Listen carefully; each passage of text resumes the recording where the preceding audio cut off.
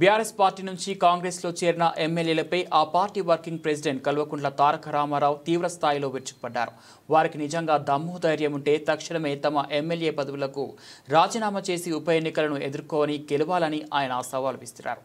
ఆదివారం షేర్లింగంపల్లి నియోజకవర్గంలో ఏర్పాటు చేసిన బీఆర్ఎస్ కార్యకర్తల విస్తృత స్థాయి సమావేశంలో ఆయన ప్రసంగించారు. ముఖ్యమంత్రి రేవంత్ రెడ్డి తన 20 నెలల పాలనలో ప్రజలకు ఏం చేశారో చెప్పుకొని ఉప ఎన్నికలకు రావాలని ప్రజాక్షేత్రంలోనే తేల్చుకుందామని కేటీఆర్ స్పష్టం చేశారు.